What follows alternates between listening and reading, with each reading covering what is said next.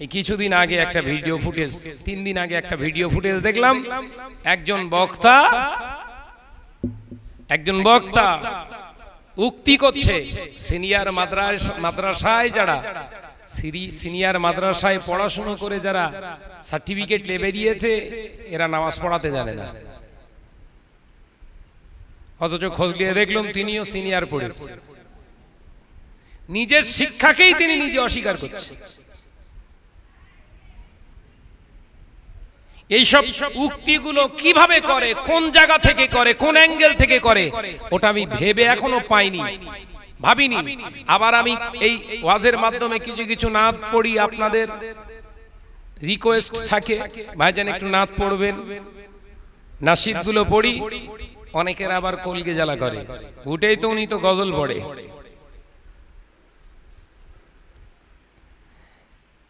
গজল পড়ে গজল শুনে একটা ছেলে পথভ্রষ্ট হয়েছে আমার জানা নেই কিন্তু আপনার বক্তব্য শুনে কত মানুষ যে পথভ্রষ্ট হচ্ছে আমার জানা হয়ে গেছে বলে এ কথা ঠিক না বুঝজোরে বলে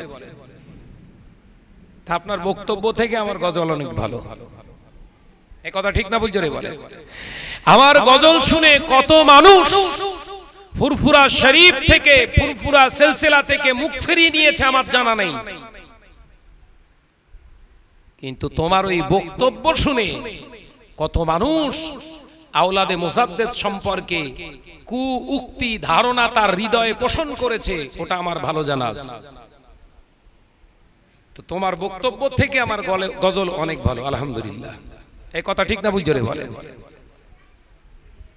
যদি তোমার বক্তব্য শুনে সমাজে উচ্ছৃঙ্খলা তৈরি হয় মানুষে মানুষে বিবাদ তৈরি হয় ও বক্তব্য আমার দেওয়ার দরকার নেই আর আমিও শুনবো না যত বড় হুনুর বাচ্চা হও আজকে মুসলিম সমাজ এইভাবে বিভাজন তৈরি হচ্ছে সাবধান হন আল্লাহ আমাদের বোঝার তৌফিক দেন বলুন আমিন এগুলো হয় কোত্থেকে জানেন বিবেক শূন্যতার কারণে বিদ্যা আছে বিবেক নেই বিদ্যা আছে বিবেক নেই বিবেকহীন মুসলমানের দ্বারা এনি যে কোনো বাক্য জবান থেকে জাহির করা সম্ভব ওই উদাহরণ দিলাম 5.5 লক্ষ টাকা খরচ করে হজে গেল গিয়ে মক্কা মদিনায় বসে ধোয়া তুলতেছে বিড়ি খাচ্ছে বিবেক যদি থাকতো ওখানে বিড়ি সিগারেট খাওয়া তো দূরের কথা একটা পান সে যে মুখে ঢোকাতো না কারণ রাসূলুল্লাহর জীবনে কোনো নেশা ছিল না এখানে নেশা করা মানে রাসূলুল্লাহর এন্টি চরিত্র হয়েছে রাসূলুল্লাহর নেক নজর নসিব হবে না এটা বিবেক মানবান মানুষের কাজ আল্লাহ আমাদের বোঝার তৌফিক দেন বলুন আমিন জোরে বলেন আল্লাহুম্মা আমিন মহাব্বতের সঙ্গে দরুদ আল্লাহুম্মা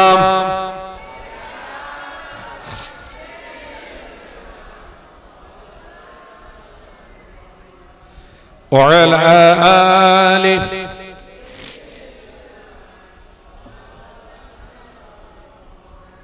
محبت संगे कलमे ला इलाहा इल्लल्लाह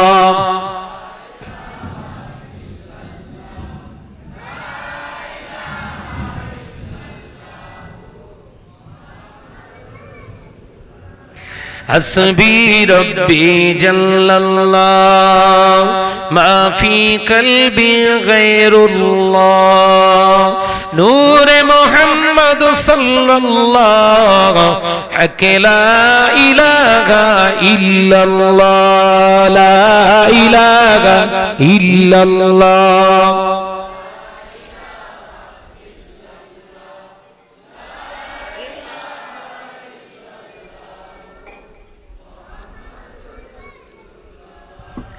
আসমানের মালিক যে আল্লাহ জমিনের মালিক সেই আল্লাহ হায়াতের মালিক যে আল্লাহ মৌতের মালিক সেই আল্লাহ লা ইলাহা ইল্লাল্লাহ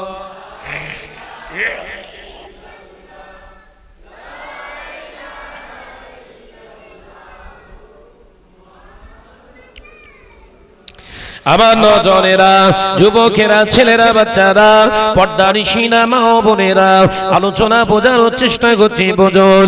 আল্লাহ কোরআনে এই জন্য জানিয়েছেন, আমি আয়াতে কারিমা কি ছোট্ট আয়াতে কারিমা তেলাওয়াত করেছি। আল্লাহ কোরআনে জানিয়ে দেন, ওয়ালা তাকুলু লিমান ইউকতালু ফিস সাবিলিল্লাহি আমওয়াত বাল আহইয়া ওয়ালাকিন লা তাশউরুন। এ নজনেরা, এই বিবেকওয়ালা মুসলমান, বিবেক রেখে চলা মুসলমান যদি দুনিয়ায় চলতে চলতে চলতে চলতে দ্বীনের জন্য, ইসলামের জন্য, আল্লাহর জন্য, নবীর জন্য যদি জীবন দেয়, এরা যদি মারা যায়, আল্লাহ পাক বললেন ওরা মারা গেছে বলো না, আমি আল্লাহ বলছি বাল আহইয়া, ওরা হলো জিন্দা। আরো জোরে বলুন সুবহানাল্লাহ। ও আমার বান্দারা, দুনিয়ার জমিনে বিবেক নিয়ে চললে, বিবেক নিয়ে চললে, ঈমান নিয়ে চললে, পৃথিবীর জমিনে যদি তোর মৃত্যু হয়, ওই মৃত্যুটা তোর মৃত্যু বলে ঘোষণা আমি আল্লাহ করলাম না, তুই হলি জিন্দা। তার উদাহরণ হলো আমার ইমাম হোসেন, তার উদাহরণ হলো হযরতে হামজা। হযরতে হামজা রাদিয়াল্লাহু তাআলা আনহু, তারা দুনিয়া ছেড়ে দিয়েছে, কিন্তু মানুষের অন্তরকে তারা ছাড়তে পারেনি। দুনিয়া ছেড়ে চলে গিয়েছে 1445 বছর অতিক্রান্ত হয়ে গেছে, এখনো দুয়ার ভিতরে ইমাম হোসেনের কথা স্মরণ করে।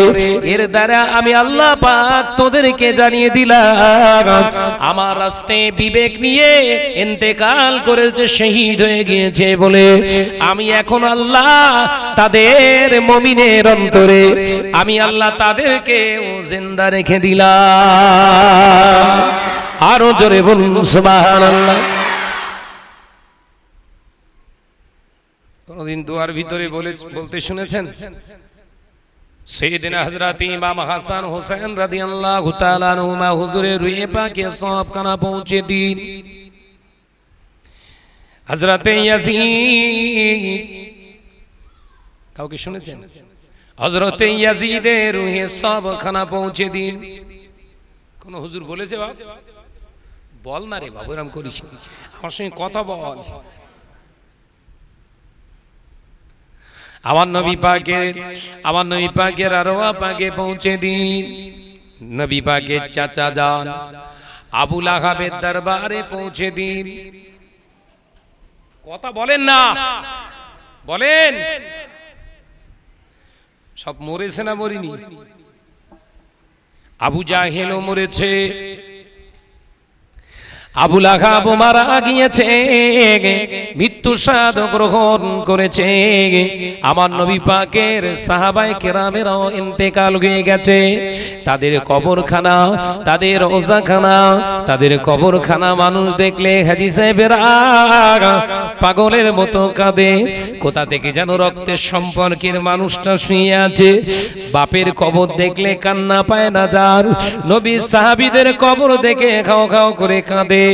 এটাই পরিষ্কার হয়ে যায় ওই মানুষগুলো জিন্দা। আরো জোরে বলুন সুবহানাল্লাহ। ভালোবাসার মানুষ যখন চোখের আড়াল হয়ে যায়, ভালোবাসার মানুষগুলো যখন চোখের আড়াল হয়ে যায়, তার দেওয়া স্মৃতি, তার কোন স্মৃতি দেখে আর ভালোবাসার মানুষটা ধীর থাকতে পারে না, হাওমাও করে কাঁদতে থাকে। রাসূলুল্লাহ সাহাবীদেরকে আমরা দেখিনি, সাহাবা হুজুরদেরকে আমরা কখনো নিজেদের চোখে আমরা দেখতে পাইনি, কিন্তু তাদের কবরগুলো দেখলে নিজেকে ধরে রাখা যায় না। এ নজনেরা, ঠিক চলে যান বদরের প্রান্তরে একটি জায়গায় আবু জাহেলের কবর করা আছে। কবর মানে তাকে পুঁতে ফেলা হয়েছিল কুয়ার ভিতরে, সেই গর্তের ভিতরে তার লাশটাকে ঢুকিয়ে দেয়া হয়েছিল। আবু জাহেল মারা গেছে, তার ওই গর্তটার গর্ত না, উঁচু ঢিপি পাথরের পাহাড় হয়ে গেছে। যে হাজিগুলো দেখতে যায় একটা করে পাথর মেরে আসে। আলোচনা বোঝে না। আবু জেহেলের ওই অবস্থা দেখে মনে মনে চিন্তা করছিল, তুইও মরিছিস, তোর কবরে গিয়েও শান্তি নেই, ইট ছুটতে সব।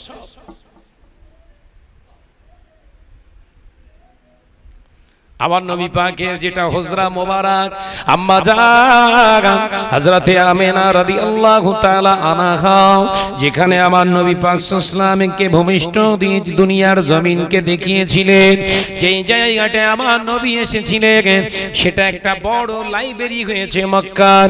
ও বাবাজি, সেই জায়গা মক্কার বড় বড় কিতাব রাখা আছে।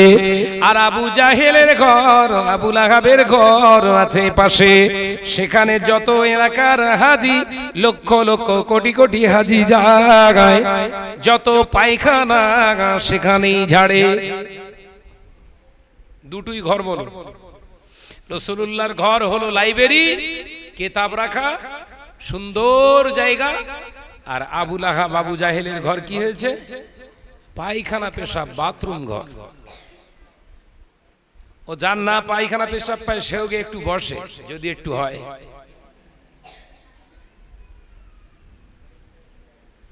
আবাজি, আমার আলোচনা মূল বিবেচ্য বিষয় হলো এটাই, একজন বিবেকবান মানুষ হয়ে দুনিয়ার জমিনে চলে। সবাই আপনাকে খারাপ বলছে বলুক না, সবার সঙ্গে তো আপনার সাথ নেই।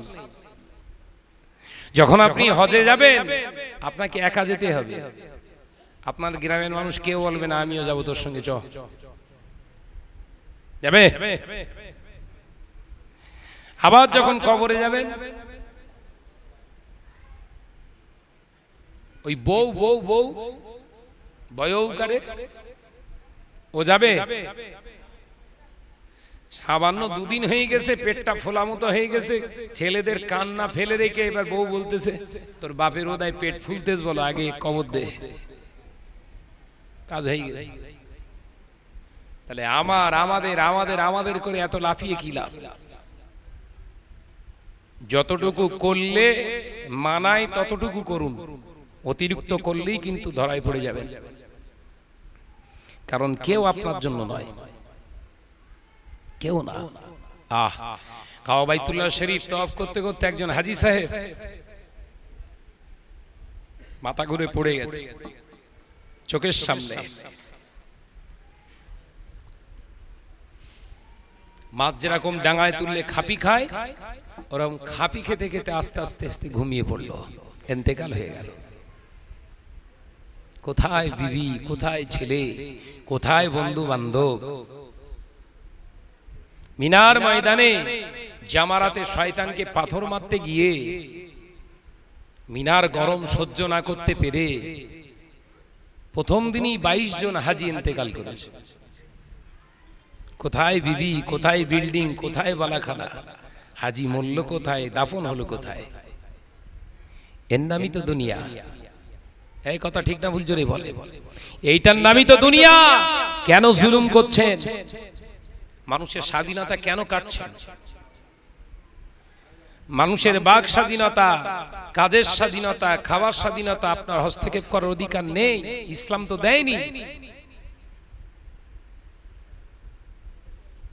এগুলো করলে নাজাত পাওয়া যাবে না।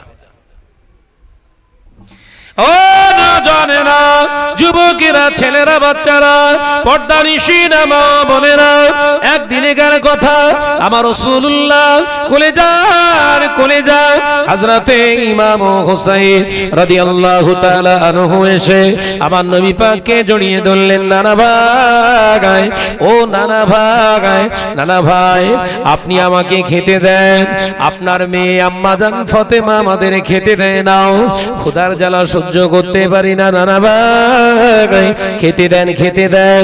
আল্লাহ নবী চোখ দিয়ে পানির টুকরা গড়ায়। নবী আমার ওই সময় বলেছিলেন, ও আমার নানা ভাই, আমার কাছে খাবার থাকলে তো আমি তোমায় দেব, আমার কাছে তো খাবার নাই। দেন নবী রাহমাতাল লিল আলামিন। হুজুর আমার এই কথা বলার সাথে সাথে আল্লাহর নবীর একটা জিগাল হযরত ইমাম হুসাইন রাদিয়াল্লাহু তাআলা আনহু বললেন, নানা ভাই আপনার পকেটে ফল আছে, খাবার আছে, আপনি আমায় দেবেন না, সেই জন্য এই কথা আপনি বলছেন। আল্লাহ নবী বললেন, না নানা ভাই অমন বলো না, আমি আপনার নানা ভাই একদিন নয়, দুদিন নয়, একটানা 4 দিন না খাওয়া অবস্থাতে আছি। ও আমার নানা ভাই, পকেটে খাবার থাকলে কি আমি না খেয়ে থাকবো? আমি কি বোকা? আল্লাহ নবীর কথা শুনে হযরত ইমাম হোসেন, ছোট্ট হোসেন বুঝতে চায় না, হযরত ইমামে হোসেন রাদিয়াল্লাহু তাআলা বললেন, নানা ভাই যদি আপনার পকেট থেকে আমি ফল বার করতে পারি, যদি আপনার পকেট থেকে আমি ফল বার করতে পারি, আপনি বলুন আপনি কি আমার ফল দিয়ে দেবেন? আল্লাহ নবীর রক্তে জিগারের কথা শুনে সাইয়েদেনা হযরত ইমাম হোসেনকে রাসূলুল্লাহ বলেছিলেন, নানা ভাই যদি পকেট থেকে খাবার ফল বার করতে পারো, আমি নানা ভাই বলছি ফলটা তোমার। সঙ্গে সঙ্গে বলার সাথে সাথে কচি হাত রাসূলুল্লাহর জুব্বা মোবারকে ঢুকিয়ে দিয়েছেন। জোরে বলুন সুবহানাল্লাহ, আরো জোরে বলুন সুবহানাল্লাহ। আল্লাহ নবী জুব্বা মোবারকে হাত ঢুকিয়ে দিয়েছে, ঢুকিয়ে দিয়ে হুজুর আমার যখন কচি হাতটা ঢুকিয়ে দিয়েছে, আমার আল্লাহ সইতে পারেন না। আমার আল্লাহ পাক জিবরিল আলাইহিস সালামকে জানিয়ে দিলেন, জিবরিল আমিন রে, ও আমার জিবরিল আমিন, আমার ইমাম হোসাইন কচি হাত আমার হাবিবের পকেটে ঢুকিয়ে দিয়েছে। হাবিব বলেছি ফল না, হাবিব মিথ্যা কথা বলে না, কিন্তু আমার ইমাম হোসাইন ফল সন্ধান করছে। আমি আল্লাহ চাই বেহেশতের আঙ্গুর, এক থোকা আঙ্গুর আমার হোসাইনের হাতে তুমি ধরিয়ে দাও। জোরে হবে না?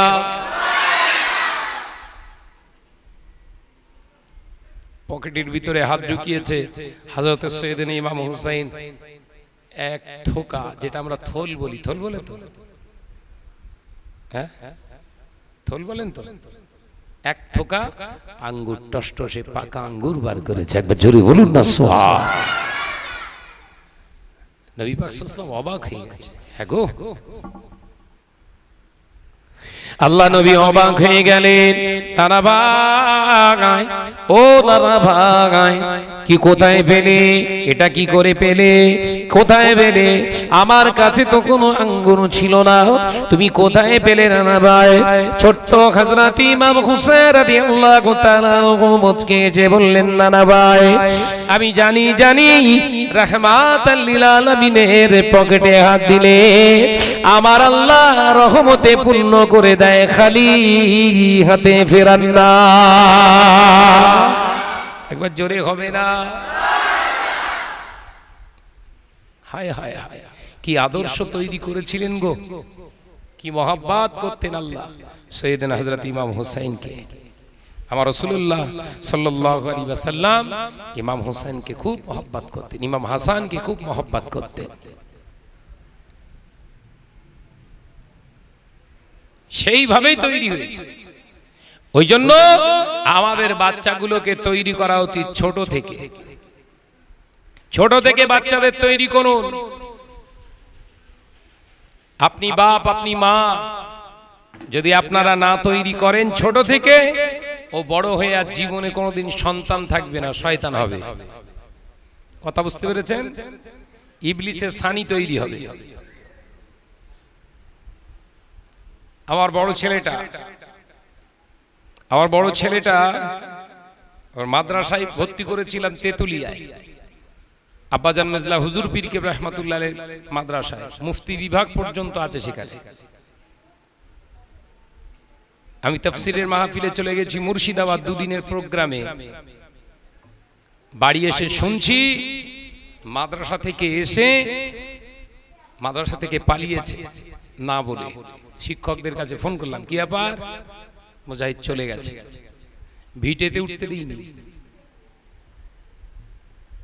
ও সন্তান দরকার নেই আমার, কিছু আমার হকদার বেরোবে এরপর। আপনি সন্তানের হক না, যে সন্তান কোরআন চায় না, হাদিস চায় না, আল্লাহ আল্লাহ রসুল চায় না, ও সন্তান নয়। এখনো পর্যন্ত পালিয়ে পালিয়ে বেড়াচ্ছে, ঘরে ঢুকতে পারে না। বাপ বাপের মতো হন। বাপ যদি বাপের মতো না হন, মা যদি মায়ের মতো না হন, কষ্টের শেষ নেই। দুনিয়ায় কষ্ট, কবরেতেও কষ্ট। সন্তানগুলোকে তৈরি করেন। ছোট ছেলেটা আমার মাদ্রাসায় পড়ছে, তার জন্য দোয়া করেন আপনারা। হেফজ বিভাগ পড়ছে সে, আল্লাহ পাক যেন তাকে মোকাম্মাল হাফেজ নয়, ওই হেফজ পড়তে পড়তে ওকে আবার মাওলানায় পড়ানো হবে। আল্লাহ তাকে যেন মোকাম্মাল আলেম হওয়ার তৌফিক দেন, বলুন আমিন। আরো জোরে বলি আল্লাহুম্মা আমিন। বিবেকবান মানুষ তৈরি হয়ে নিজেকে তৈরি করুন, দেখবেন সন্তান সম্পত্তি সব বিবেকবান তৈরি হচ্ছে। বিবেক থাকবে না, ওই গাঁজা খেয়ে ওই লক গেটের ওখানে দাঁড়িয়ে থাকবে, মেরে নেবে, কেড়ে নেবে, এই চিন্তা। বুঝতে পেরেছে? এই চিন্তা ভাবনা মাথার ভিতর থেকে উঠিয়ে নিয়ে বিবেকবান মুসলমান তৈরি হয়। আল্লাহ আমাদের টাকা পয়সা ধন সম্পদ যা দিয়েছে, আজ থেকে 50 বছর আগেকার মুসলমানের থেকে অনেক বেশি দিয়েছে। কথা ঠিক না ভুল জোরে বলে? হ্যাঁ, ঠিক না ভুল জোরে বলে? আমি যখন এই কুলটি লক গেটে জলসা করতে এসেছিলাম, এই রাস্তা এত ভালো ছিল না। জলসা এসেছিলাম না আমি, এত ভালো রাস্তা ছিল? তাহলে অনেক ডেভেলপ। তাহলে আল্লাহ টাকা পয়সা, রাস্তাঘাট, ঘর বাড়ি যা দিয়েছে 50 বছর আগেকার মুসলমানের থেকে অনেক বেশি দিয়েছে। এই বেশি পেয়ে যেন বাঁদরামি করবেন না। নিজে তৈরি হন, নিজেকে তৈরি করুন, আর বাচ্চাদেরকে তৈরি করেন, ছোট ছোট বাচ্চাদেরকে তৈরি করেন। আল্লাহ আমাদের বোঝার তৌফিক দেন, বলুন আমিন। আরো জোরে বলি আল্লাহুম্মা আমিন। ভাইরা, আমার নওজওয়ানেরা, যুবকেরা, ছেলেরা, বাচ্চারা, পর্দানিশিনা মা ও বোনেরা, বিবেকবান মুসলমানের অভাব হওয়ার কারণে সমাজের বুকে ফিতনা, মুজাদ্দিদুজ জামান আমিরুশ শরিয়াত আলা হযরত দাদা হুজুর পীর কেবলা রাহমাতুল্লাহ আলাইহি আজকে বহু জায়গায় গিয়ে দেখতে পায়, শুনতে পায়, বিভিন্ন জায়গায় দেখতে পায়, শুনতে পায়, মুজাদ্দিদুজ জামান দাদা হুজুর পীর কেবলা রাহমাতুল্লাহ আলাইহি সিলসিলার মানুষ বলে দাবি করে, অথচ মুজাদ্দিদুজ জামানের সিলসিলার ক্ষতি করার চেষ্টা করছে।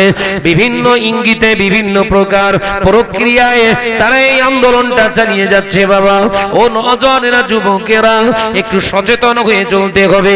মুজাদ্দিদুজ জামান দাদা হুজুর পীর কেবলা কি বলেছে?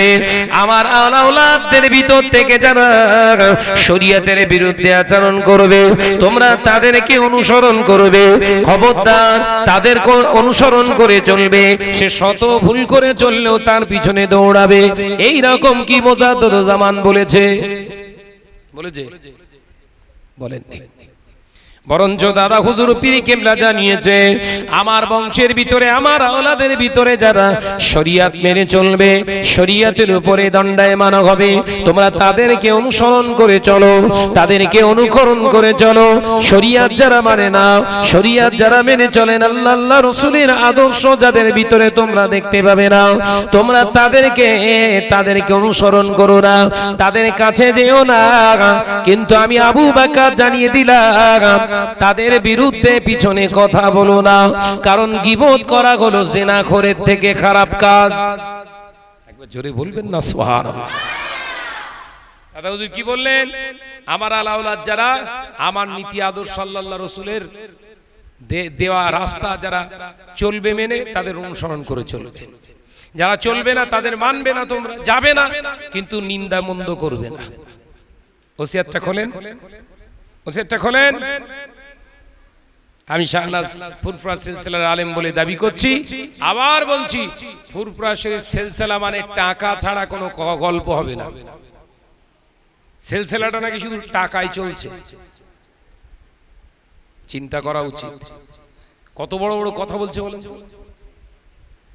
দাদা হুজুরের জন্য জান দিয়ে দেবে, দাদা হুজুর জন্য জীবন দিয়ে দেবে, সবকিছু ছেড়ে দিতে রাজি।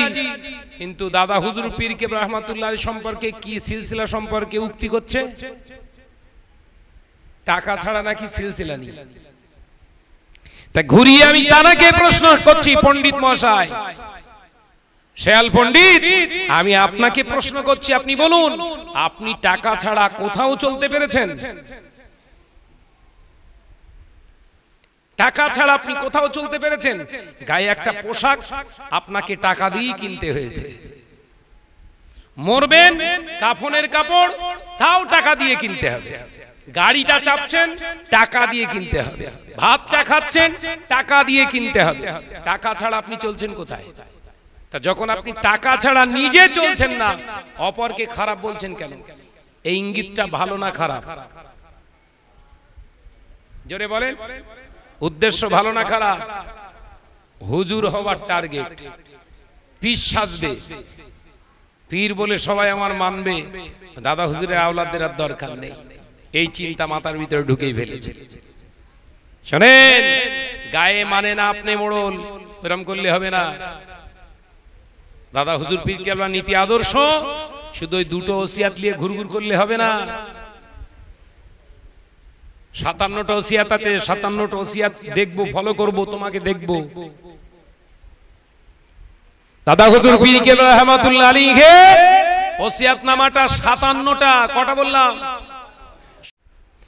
সেই হযরতে সাইয়েদনা ইমাম হুসাইন রাদিয়াল্লাহু তাআলা আনহুকে মহব্বত করে বিবেক হারিয়ে ফেলেছি আমরা নামধারী মুসলমান।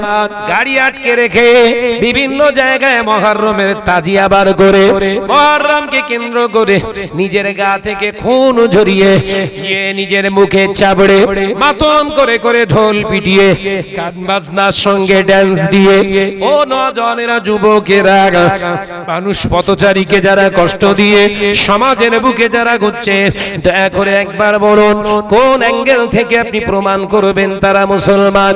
না না না, ইসলামের সঙ্গে তাদের কোনো সম্পর্ক নাই। সৈয়দনা হযরত ইমাম হুসাইনের সঙ্গে তার কোনো সম্পর্ক নাই। এগুলোর সাপোর্ট নিয়ে যারা কথা বলছে, নিঃসন্দেহে এজিদের নয়, নিঃসন্দেহে ইবলিসের দালালি ছাড়া অন্য কারো করে না। ও নওজওয়ানেরা, যুবকেরা, ছেলেরা, বাচ্চারা, পর্দানিশীরা, মা ও বোনেরা, হযরত ইমাম হোসেন রাদিয়াল্লাহু তাআলা আনহু বিবেক হারায়নি, হুজুর বিবেকটাকে বিক্রি করায়নি। হুজুর আবার দেখতে পাওয়া যায় হযরত সাইয়েদনা ইমাম হোসেন রাদিয়াল্লাহু তাআলা আনহু দেখলেন আর সময় নাই, হুজুর আমার সাথে সাথে দেরি করলেন না, ওয়াক্ত এসে গেছে, নামাজ চলে যাবে, নামাজ চলে যাবে, নামাজ কাজা হয়ে যাবে। হুজুর আমার নামাজ কাজা করতে চান না, তিনি দাঁড়িয়ে গেলেন নামাজের নিয়তে। ও নওজওয়ানেরা, যুবকেরা, এত তীর খাওয়ার পরেও এমন একজন মুসলমান বিবেকওয়ালা ইমানদার, যিনি মৃত্যুর শান পর্যন্ত পৌঁছানো পর্যন্ত মৃত্যুর সায়ান্নে সেই রকম সিচুয়েশনে হুজুর আমার আল্লাহর ওয়াক্তের নামাজটা আদায় করেছে। আমরা বিবেকওয়ালা মুসলমান নিজেদেরকে পরিচয় দিই, আমরা বিরাট বড় সুশীল সমাজের মুসলমান পরিচয় দিই। বাবা, দাঁড়িয়ে দাঁড়িয়ে হেলায় দোলায় নামাজ কাজা করছি, যদি জিজ্ঞাসা করা হয় নামাজ পড়বি চল, উত্তর আসে বিবেকহীন মুসলমান উত্তর দেয় সময় হলে, বয়স হলে তোকে বলতে হবে না নামাজ পড়বো। কথা বলছেন না কেন? এরা অ্যানসার দেয় না, সময় হলে বলতে হবে না।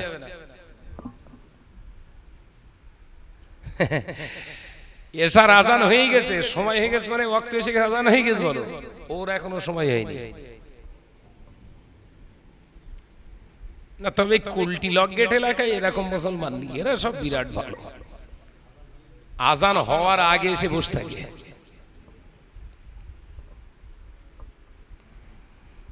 তাই যদি মনে করেন যে ইমাম হোসেনকে নিয়ে সেই আপনার মাহে মুহররমে একটা অনুষ্ঠান করে ইমাম হোসেনের দোয়া পাবো, নামাজ ইনশাআল্লাহ সময় হলি হবে, তাহলে জানবেন ওই মক্কায় গিয়ে সিগারেট খাওয়ার মতো। বলো কথা কথা বোঝা যাচ্ছে?